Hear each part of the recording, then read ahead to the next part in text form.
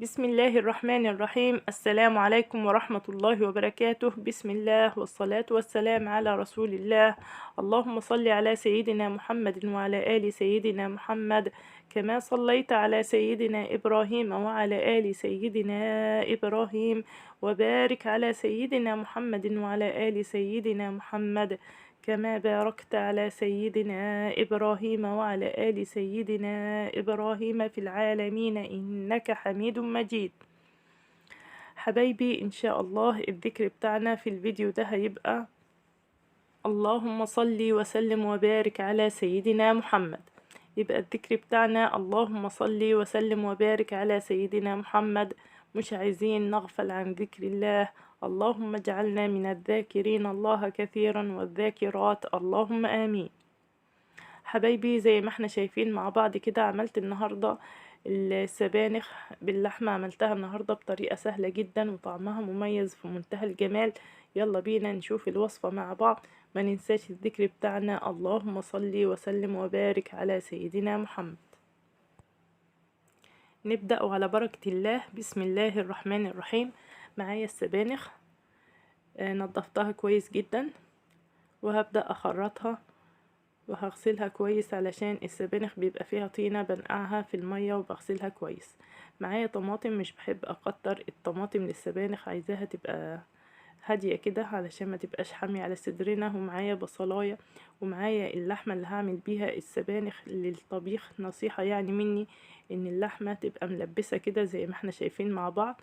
ومعايا توم وكزبرة خضرة. ويلا بينا نعمل السبانخ مع بعض. ما ننساش الذكر بتاعنا اللهم صل وسلم وبارك على سيدنا محمد. معايا حلة، بس تبقى حلة كبيرة شوية علشان السبانخ بيبقى فيها بتبقى كتير وبتصفت. فمعايا حلة كبيرة هنزل فيها بمعلقة سمنة وشوية زيت، وهنزل بالبصلاية بتاعتي متقطعة قطع صغيرة. وهبدأ أتبل البصلة كده، مش هحمرها، تدبل بس زي ما احنا شايفين كده مع بعض.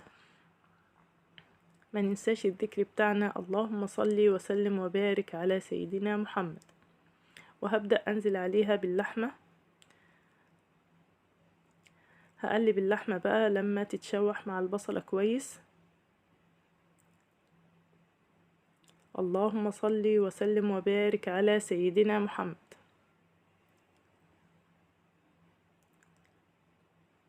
زي ما احنا شايفين كده مع بعض اللحمة بتاعتنا اتشوحت كويس مع البصلة واخدت اللون الجميل ده. هبدأ انزل عليها بالطماطم بتاعتي.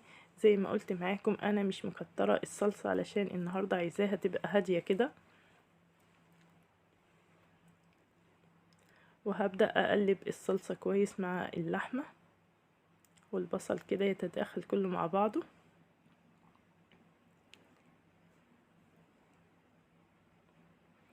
هنزل بقى على الصلصة بالملح والفلفل الأسمر كده، معلقة فلفل أسمر حلوة، معلقة صغيرة فلفل أسمر ومعلقة ملح. وهغطي الحلة بتاعتنا وهسيبها لما تتسبك كويس.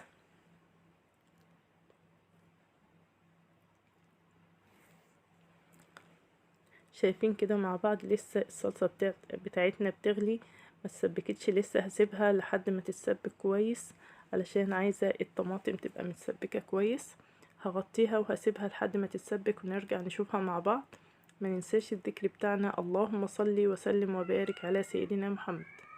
نشوف كده ما شاء الله الصلصة بتاعتنا اتسبكت كويس جدا اهي، بس اللحمة بتاعتنا لسه ما استوتش. فانا عايزة اللحمة تبقى مستوية قبل ما اسقط السبانخ عليها. هنزل بكوباية مية وهسيبها لحد ما تستوي اللحمة بتاعتنا. ولو لقيتها نية هزود مية برضو لحد ما تستوي. بزود المية بتكون مية سخنة علشان ما ينفعش انزل بمية ساقعة على اللحمة بتاعتنا وهي سخنة. شايفين كده بعد ما اتسبكت كويس واستوت اللحمة بتاعتنا. اهم حاجة تكون استوت كويس علشان لما بسقط السبانخ مش بتاخد سوا كتير.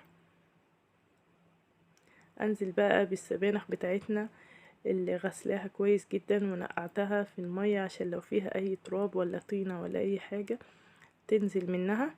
غسلتها وصفيتها كويس، وهنزل بيها واحدة واحدة كده على الصلصة بتاعتنا. حجم السبانخ بيبقى هايش كده وبتبقى كتير، بس لما بتتقلب مع الصلصة وبتتحط على النار كده فبتصفط خالص. فأنا بنزل بالسبانخ بالتدريج واحدة واحدة، عشان كده أنا عاملة في حلة كبيرة. هبدأ أقلب بقى السبانخ كويس مع الصلصة كده زي ما احنا شايفين مع بعض صفطت ازاي. هنزل بباقي كمية السبانخ بتاعتي، وايديا فيها برضو اقلبها لحد ما تصفط السبانخ كلها.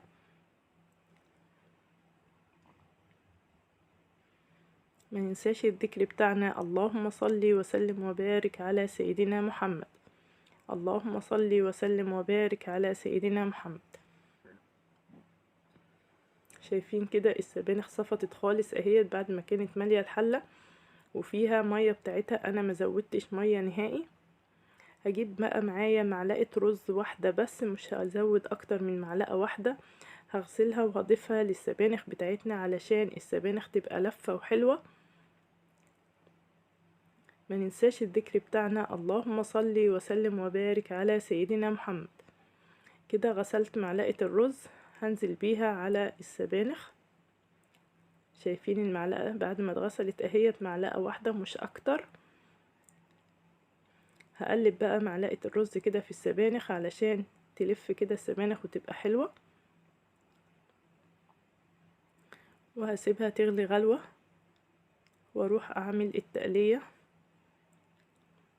شايفين كده انا ما زودتش مية نهائي، هي المية بتاعتها واحدة واحدة كده على نار هادية هتنشف المية بتاعتها.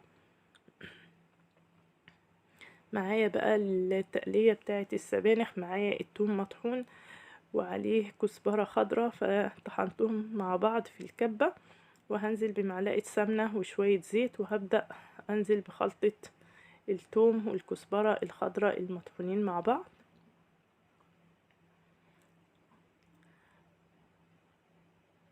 ما ننساش الذكر بتاعنا، اللهم صل وسلم وبارك على سيدنا محمد. هقلب الخلطة بتاعتنا كده واحمرها كويس لما تاخد اللون الجميل. مش هسيبها على النار وامشي علشان الثوم ما يتحرقش. لازم ايديا فيها كده علشان مش بتاخد وقت في السوا وبتتحمر بسرعة. كده الثوم بتاعنا بقى لونه جميل. هبدأ بقى انزل بيه على السبانخ. ما ننساش الذكر بتاعنا، اللهم صل وسلم وبارك على سيدنا محمد. زي ما احنا شايفين كده متأسفة على البخار. نزلت بالثوم والكزبرة بالتقلية بتاعتي على السبانخ، واخدت معلقة من السبانخ في الطاسة كده ونزلت بيها تاني على وش السبانخ، وغطيت الحلة فورا علشان تاخد الطعم والريحة الجميلة. وزي ما احنا شايفين السبانخ بتاعتنا بقت جاهزة. هنقدم الطبق الجميل مع بعض. شايفين المنظر ما شاء الله، طعمها جميل جدا جدا وريحتها جميلة جدا جدا. جربوا الطريقة ان شاء الله تعجبكم. وحبايبي اللي وصل معانا لحد هنا وعجبوا الفيديو، ما ينسانيش من اللايك والشير والاشتراك في القناة علشان القناة تكبر بيكم ومعاكم. واللي بيشوفنا لأول مرة يشترك معانا في القناة ويضغط الجرس ويختار الكل علشان يوصلوا إشعار بكل جديد أنزله بإذن الله. وفي النهاية سبحانك اللهم وبحمدك، أشهد أن لا إله إلا أنت، أستغفرك وأتوب إليك. والسلام عليكم ورحمة الله وبركاته.